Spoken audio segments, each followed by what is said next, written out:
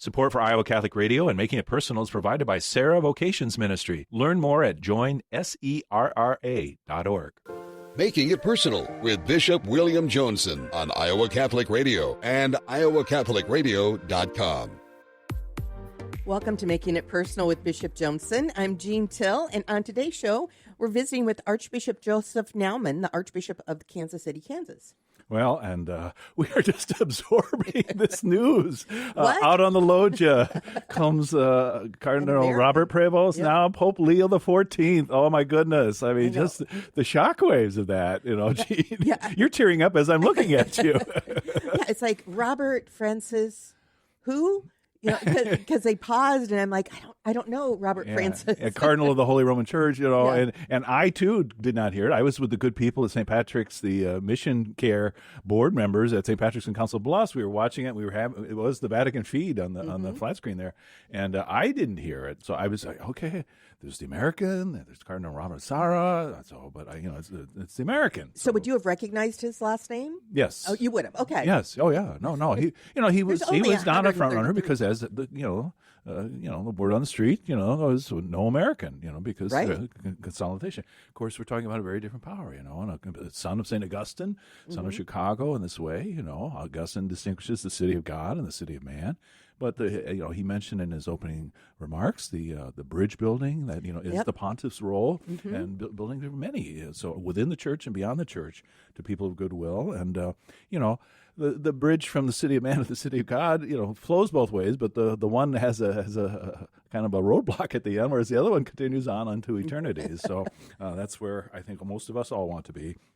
And so thank you, God. Thank you, Holy Spirit. We'll come to know him even more, obviously, the 24, 48 hours, much social media things.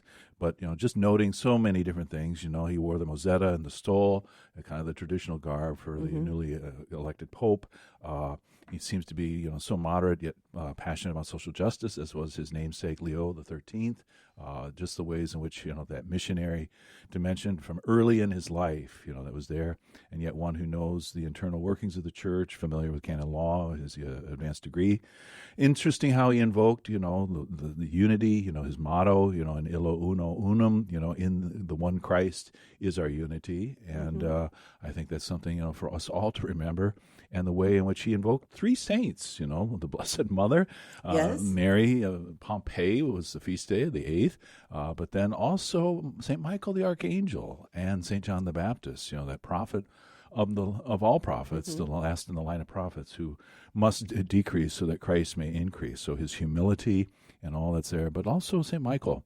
The forces of evil are pitted against the church, yet they will not prevail. That is our assurance. And so, don't be overconfident. Wonderful testimony. Evil is there. So, we won't read too much into these things. We'll let him, offer an account of why certain things were accented in his opening remarks, and we'll come to know his own personal spirituality and devotion in that way. But citing Augustine, with you I am a Christian, for you I am a bishop. That classic line that I think most bishops can identify with, and he spoke of how we all together, to do this all together, our prayers for him, his prayers for us, that he'll be a shepherd of the heart on this upcoming Good Shepherd Sunday, the fourth Sunday of Easter. As I said Lent in my press conference, So, we've emerged from that, and we are in the light of the resurrection. So, and we'll be celebrating that gift of the resurrection spirit. Peace be with you, particularly with the Confirmandi at St. Anthony last night in Des Moines. We'll be at Corpus Christi in Council Bluffs, Holy Rosary in Glenwood, St. Peter in Des Moines, Elizabeth Ann Seton in Carlisle, and finishing a feasting weekend in many ways with the young people at St. Catherine of Siena at Drake. They always want the blessing of the brains, but we give thanks to God. We look forward to the Mass at St. Ambrose this coming Thursday. Invite all listeners who might want to participate. The St. Dymphna Mass, patroness of those who might be struggling with the mental illness, or have those who are, in some way touched by that. St. Dymphna, the patroness who herself was tormented by her own father, but showed the splendid witness to Christ in persevering and triumphing. We're going to take that quick break, Bishop, and when we return, we'll be visiting with Archbishop Joseph Naumann, Archbishop of Kansas City, Kansas. You're listening to Making It Personal with Bishop Johnson on the Iowa Catholic Radio Network and the Spirit Catholic Radio Network.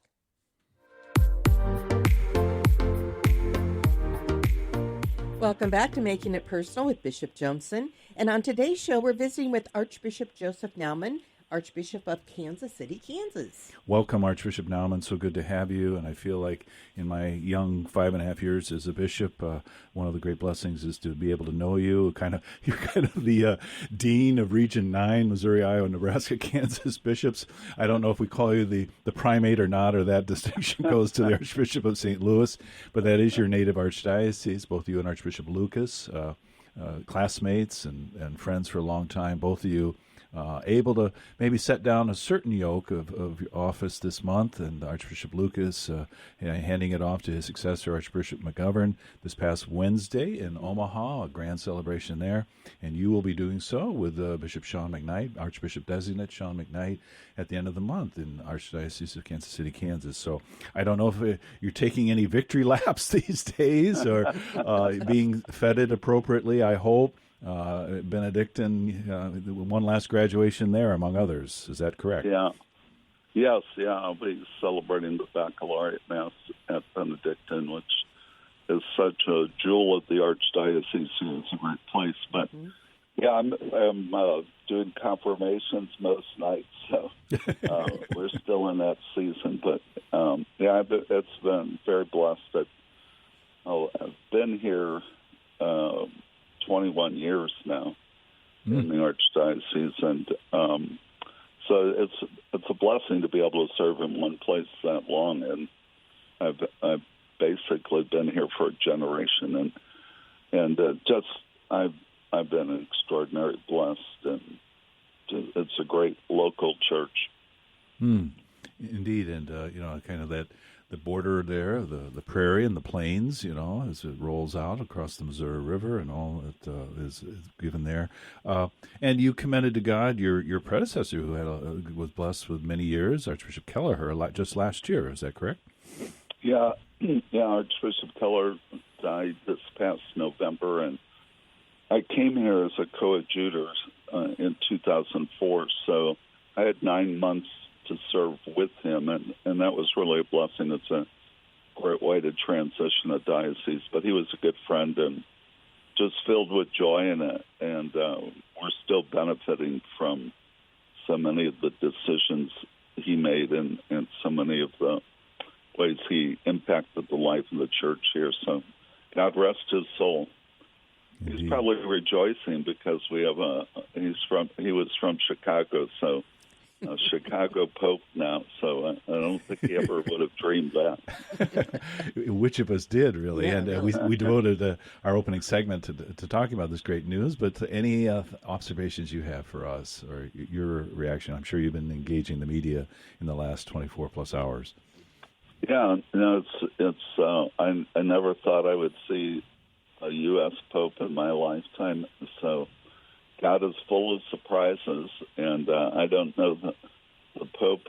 We used to have a big Augustinian presence here in the Archdiocese, and we still have 2 Augustinian priests. Both of them know him and speak very highly of it. So, I think that missionary spirit, bringing the joy, and as he spoke of unity and peace, how can we not be stirred by that? And so we'll allow him to reveal himself ever more as his words, his message, and his public appearances. I remember well, only 5 months, or the named a bishop, our ad limina visit in January 2020, our encounter with Pope Francis, and the 2.5 plus hours he gave us. And you were kind of giving your own account of your priesthood, how very much not only for racial justice, an advocate and champion in the St. Louis Archdiocese, but very much your passion for life and the defense of all life from conception to natural death, and you're giving your story, if you will. And that's really what I associate so much of who you are, as an apostle of life, really, and what you're about, and your very motto, Vitae Victoria Erit, life will be victorious. So could you just reflect for us a little bit about how that passion was kindled and the ways it was expressed? Yeah, thanks. I trace my vocation to the priesthood really began in utero in some ways, because my father was murdered when my mother was pregnant with me, and of course I was immune to this tragedy. I was in utero, but as I got to be in my teens, I would talk to family members and to people that knew my parents then and ask them about it. And they said, well, it was my mother grieved my father's death. I have one older brother. And, it was a great tragedy for us. But I think part of that, the priest in our parish took a special interest in my brother and I. And they were close to our family. The priests were friends of our family. And I think as I look back on it, one of the graces that God pulled out of that was because of that experience with the priest that opened me to a vocation to the priesthood. And as life would develop, I wound up being asked by Archbishop John May in St. Louis to head up the pro-life apostolate there at one point. And because of my mother's own circumstance, I think that increased my compassion for women with challenging pregnancies. And so I got to spend a lot of my priesthood and then as a bishop, the privilege to serve on the pro-life committee and chair it for a while. But it's, again, I believe the most important human rights issue of our time. And it's sad that our society and culture has come to this belief that unless we can kill our own children, somehow our culture can't survive. And it's a terrible tragedy. But yet, it's been a privilege to serve in the pro-life community and to do what we can to protect not only children but mothers too from the tragedy that is every abortion, and to try to surround those with difficult pregnancies with a community of support and love, which, fortunately my mother did have that in her, with our family and with our parish and all of that. But that's what so much of the pro-life work is about, is trying to surround those that are in unplanned pregnancies with a community that supports them in choosing life. The Walking with Moms in Need initiative, which you helped to spearhead in your role with the Pro-Life Activities Committee, I think that continues to gain traction. The victory, which was the Dobbs decision, the Supreme Court decision a couple of years ago. But what would be your take now, as things have kind of been relegated to the states, and the struggles even in Kansas, among other places, with some of the popular votes that have been taken there and constitutional amendments? Do you think the challenge is even greater now, or does your hope see reasons that we are winning this battle? Yeah, I mean, I wasn't sure I would ever see the end of Roe v. Wade, the Supreme Court decisions that really legalized abortion in the United States. But with the Dobbs decision a few years ago, Roe v. Wade was overturned. And, that was a great victory for the pro-life community. But at the same time, in bringing it now, the states have the ability to determine policy on abortion and the protection of unborn life. We found that we had a whole 50 years of legalized abortion. And in Kansas, we were actually the very first state that had a ballot issue. We were trying to overturn a decision by our state Supreme Court that basically, extraordinarily claimed to have discovered a right to abortion in the Kansas Constitution. It was absurd. I think we would have won that ballot issue if it wasn't for Dobbs. And because of that, it energized the pro-abortion community tremendously. And one of the things, that one of the reasons we lost was because a lot of young adult first-time voters came out, particularly young women, and they had been scared and panicked by, I think, the secular media and the abortion industry that thinking, they couldn't survive if they didn't have the opportunity to kill their own children. And this was one of the sad things in terms of my time here in Kansas is our failure to pass what's called the Value Them Both Amendment. But, I think we can't do much to protect by law in Kansas now unborn children and their mothers, but we can do it with love, and I think that's really where we've been focused. And politics it's culture. This was one thing John Paul always said, that culture was more important than politics. That politics reflect the culture, and so it's made us focus on that. How do we change the culture? And we actually, this past year, we've had some, they're called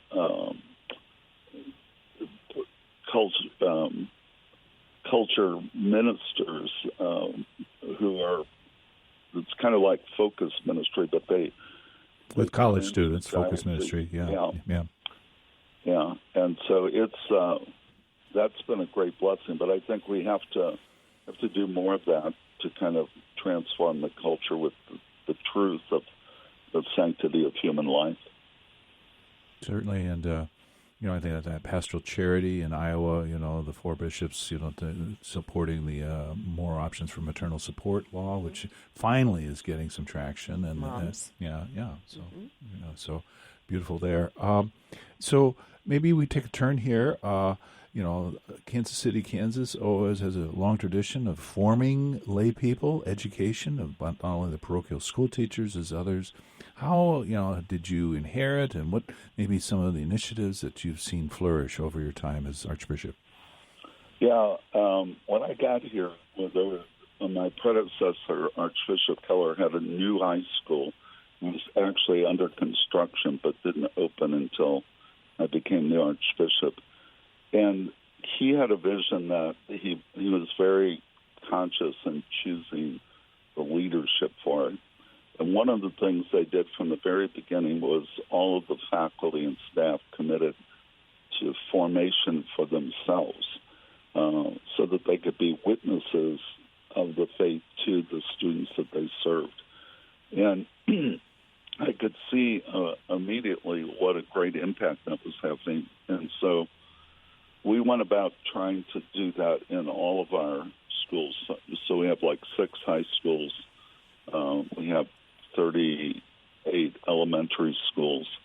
And all of our faculties do this ongoing formation for themselves as a faculty together.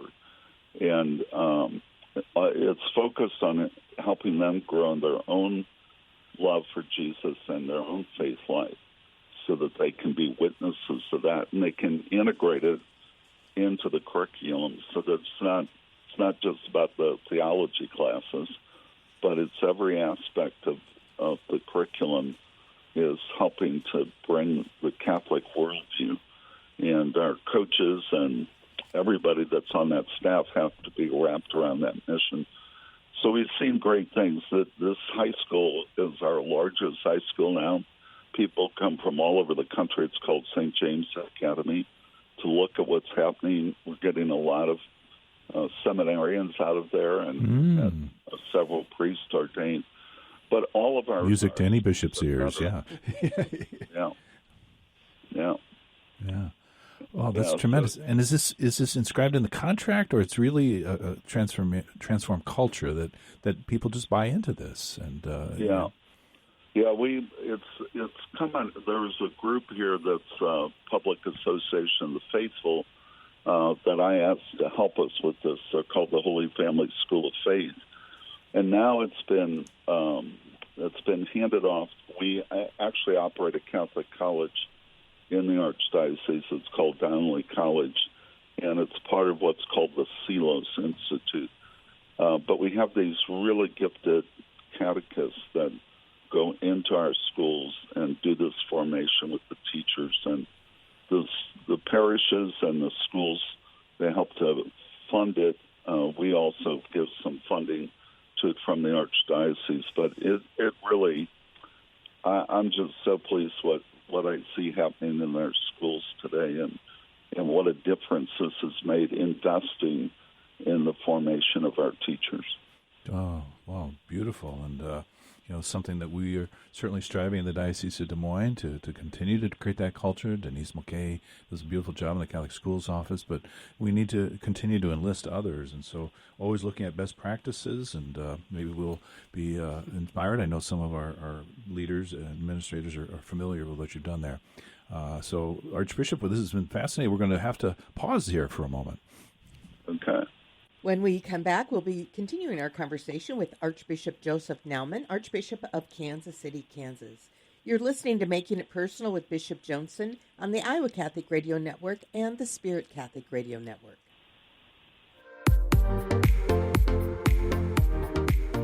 Welcome back to Making It Personal with Bishop Johnson. And, thinking about the mission of education, which you've been a champion of, Archbishop Naumann, this most recent document by the Dicastery for the Faith and the Culture and Education, highlighting again this role in the document Antiqua et Nova, Old and New, that education never merely a process of handing on facts and intellectual skills. Its aim is to contribute to the person's holistic formation in its various aspects: intellectual, cultural, spiritual, community life, and relations. And that way in which teachers do more than convey knowledge, they model essential human qualities and inspire the joy of discovery. So it sounds like that is very much what is happening here. And you mentioned how, when that happens, vocations to priesthood and religious life will naturally follow among the options toward marriage and others, but that this will be something that will be stirred in people's hearts.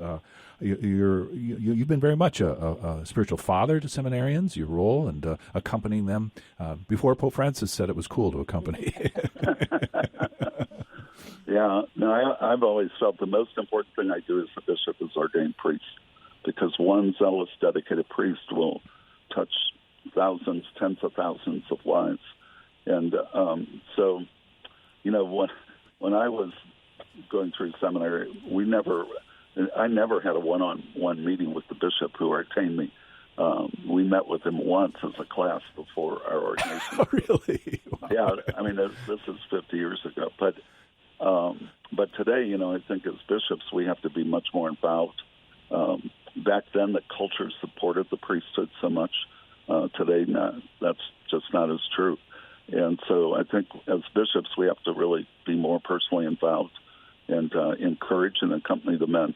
And so, I've always, since I've gotten here, almost from the beginning, we started doing an annual pilgrimage with our seminarians as a chance to get to know them better and do that kind of experience. Some years we stay at home and we do more of a kind of a workshop. This past year we did a leadership workshop with our seminarians, and we had some of our priests come and talk about that, but also lay people who are very successful in the business world, but talking about what it takes to be a good leader and to be able to lead a parish, lead a staff. And it was a very powerful experience. I really enjoy that time with our seminarians, and hopefully it says to them, how important what they're doing, what they're giving time to is to the church. And so it's been a blessing for me and to get to know our seminarians because I think today, we have to, they need to know their bishop and we need to know them. And because it's our responsibility to decide if the church is calling this man to the priesthood as well. Amen. Amen. Yeah. And, although I've not taken major trips with our men, and I've not reached out to Connor Lynch, our seminarian at the North American College, to hear how this experience. I look forward to sitting down with him when he gets back home this summer. But in doing that, the beautiful way that happens. So you're not going to pull a Cardinal Mundelein here. And I understand historically that when he celebrated his 50th anniversary of priesthood, the Archdiocese of Chicago was blessed with a surfeit of seminarians. So he only wanted to ordain 50. So there were a couple who didn't make the cut that year.